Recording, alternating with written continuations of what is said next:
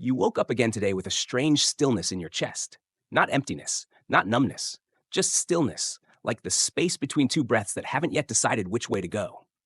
You looked around and everything seemed the same: the room, the light, the familiar rhythm of morning.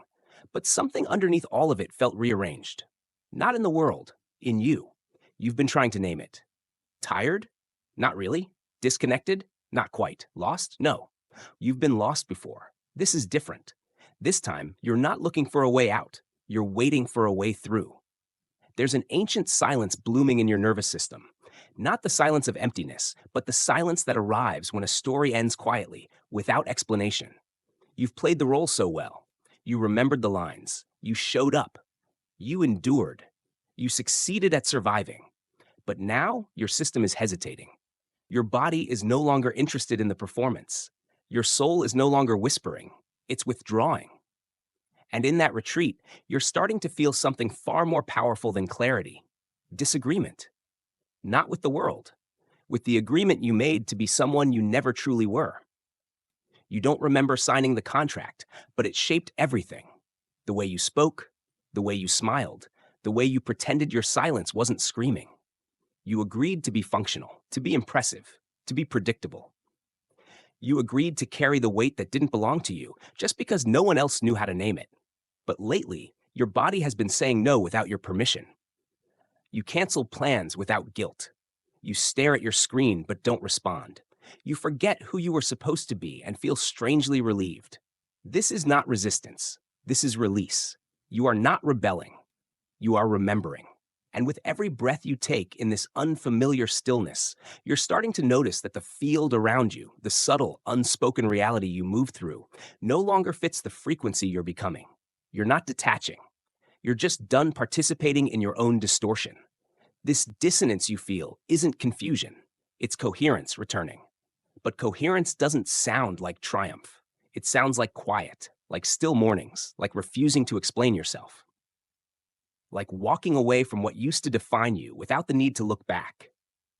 You've been taught that change comes through effort, through loud declarations and big decisions. But this version of change is different. It's slow. It's cellular. It's sacred. Because this isn't about becoming someone new. It's about no longer sustaining the frequency of someone you no longer are. You're not unfinished. You're unhooked. And now, the question echoing through your field is simple. Will you keep trying to rebuild what was only ever meant to collapse? There was no great explosion, no thunderous revelation that tore the veil in half. Just a soft unraveling, a memory surfacing in the middle of a conversation, a feeling of misalignment in a room you used to love, a quiet ache when you realize you've outgrown your own name. It started with a pause. Then the pause became a pattern. Then the pattern became a presence. Something deep and wordless breathing underneath everything you thought you wanted. And now, you're not just questioning the path. You're questioning the premise, the entire foundation, the silent agreements you signed when you were still afraid of being seen for who you really are. You've played the part of the stable one, the strong one, the one who kept it all together. But now the seams are loosening and you realize holding it all together was never your job. The world told you that to fall apart is failure. But your system knows better. Your soul knows better. What looks like collapse is actually permission to stop, to feel, to come undone. Because that version of you, the one who held it all up with tension and shoulds and fear of being too much, was never who you came here to be. It was who you had to be to survive the grid you were born into. But now the grid is cracking. The energetic scaffolding of the old world. Urgency, performance, sacrifice, suppression, it's all losing its coherence. And you feel it in your nervous system. You can't push like you used to. You can't pretend like you used to. You can't motivate yourself through distortion anymore. Because something in you already said yes to the exit. You are not failing. You are exiting. An exit doesn't feel like a party. It feels like stillness. It feels like grief. It feels like forgetting who you thought you were and remembering who you were before the performance began.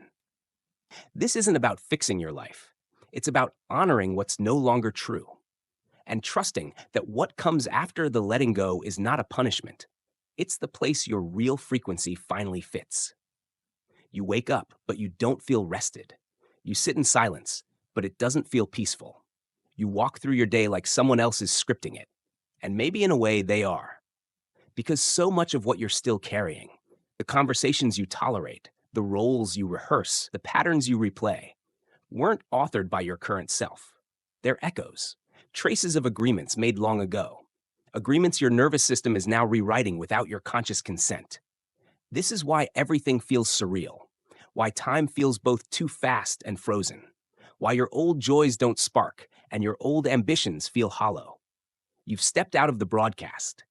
The world hasn't stopped transmitting, and now you're caught in the static, between the version of you that kept up and the one that's quietly refusing to perform anymore. But this refusal isn't laziness, it's recalibration. It's your entire energetic field saying, I no longer wish to run this program. I no longer consent to the urgency. I no longer resonate with distortion. And so you hesitate, not because you're confused, but because your clarity is no longer coming from pressure. It's coming from presence, from noticing what actually feels alive, from realizing that motivation built on fear was never your true fuel. It was your survival code. And now that code is expiring. So of course you feel strange. You're detoxing from the momentum that never belonged to you. You're shedding the structure that was never safe, only familiar. You're not lost. You're unhooked. And in this space between the old frequency and the new one, your task is not to rebuild. It's to listen, to rest, to let yourself become so quiet that your soul finally has the space to speak without interruption. Because what's coming next is not something you chase. It's something you align to. And alignment doesn't happen through effort. It happens through honesty. So be honest now about what no longer feels real, about what your energy no longer funds, about the truth you've been whispering in secret but are finally ready to say out loud. This isn't collapse, it's coherence. And coherence doesn't scream, it hums. It pulses. It rises from the center you forgot you had. By now, you've noticed something undeniable. The world didn't fall apart, but your relationship to it did. You still go to the same places, you still speak to the same people, you still follow the same routines, and yet none of it feels like home anymore. That's because you're not in the same field. Your frequency, the vibration that once aligned you with certain identities, dynamics, desires, has shifted. And while it's tempting to blame it on burnout or confusion or timing, what you're actually experiencing is a spiritual displacement. You're in the right body, but the reality it used to resonate with has lost its signal.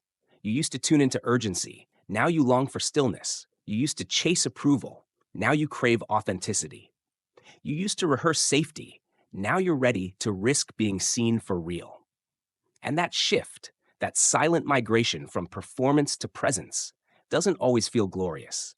It often feels like nothing, like quiet mornings where you don't rush, like staring at the ceiling, sensing a different life whispering underneath your skin. It feels like crying for no reason, then laughing without explanation. It feels like not knowing what's next, but also not needing to.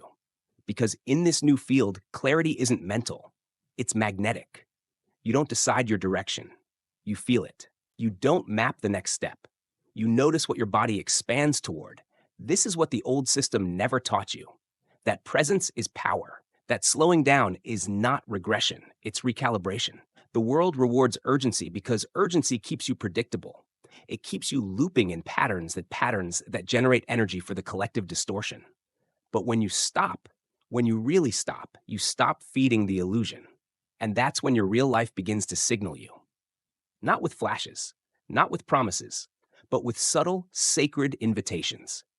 A conversation that opens your heart, a project that lights your chest from the inside, a moment of silence that feels like a prayer.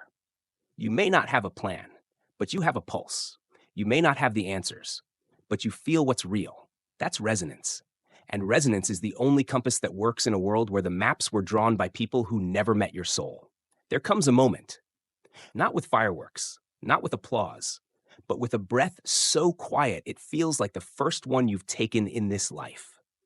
A moment where you stop trying to make sense of the past and start listening to what's alive underneath the noise. It's here, in the in-between, that you realize you were never meant to rebuild what collapsed.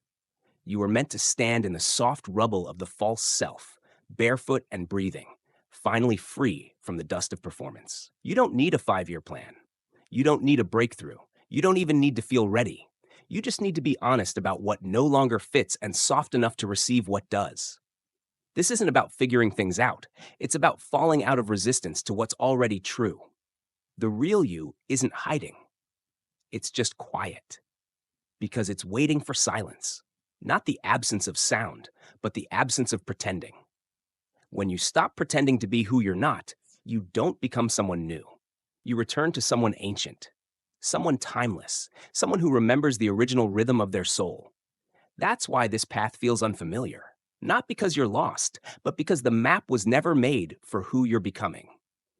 So don't rush to write a new story. Rest. Let the old chapters dissolve in your nervous system. Let your breath hold space for the version of you that no longer bends to survive. Let this be your beginning. Not loud, but undeniable. A quiet exit from distortion, a sacred re-entry into alignment, because you're not collapsing. You're correcting, not falling apart, but falling in, to coherence, to resonance, to self. And if this message met you exactly where you are, don't explain it. Just feel it. Let it echo, let it rise, let it build a new field in you, one honest moment at a time. Welcome home.